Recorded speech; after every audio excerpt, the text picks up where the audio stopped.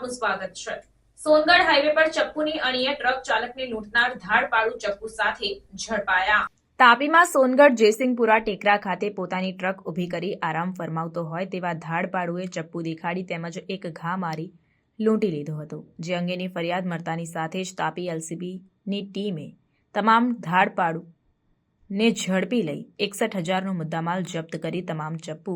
કબજે કર્યા હતા। સોનગઢ હદ વિસ્તારમાંથી સુરત ધુલિયા હાઈવે પર સોનગઢના જયસિંહપુરા ટેકરા પર ટ્રક ચાલક આરામ ફરમાવતો હોય તેવા સમયે ચપ્પુની અણીએ 5 જેટલા ધાડપાડુઓએ ટ્રક ચાલકને ચપ્પુ બતાવી અને એક ચપ્પુનો ઘા મારી ₹15,000 પડાવી લઈ નાસી છૂટ્યા હતા, જે અંગેની ફરિયાદ મળતાની સાથે જ તાપી એલસીબી અને સોનગઢ પોલીસના સંયુક્ત ઉપક્રમે તાત્કાલિક તમામ રસ્તા પર નાકાબંધી કરી હતી। ત્યારે એલસીબીને બાતમી મળી હતી કે એક રિક્ષામાં અજાણ્યા લોકો બેસીને જઈ રહ્યા છે,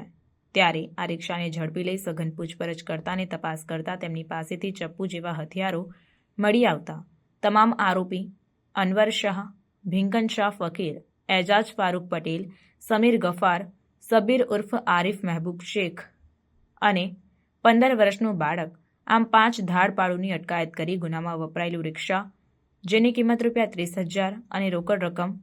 મળી કુલ કિંમત ₹61,000નો મુદ્દામાલ સહિત હથિયાર કબજે કરી કાયદેસરની કાર્યવાહી કરવામાં આવી છે।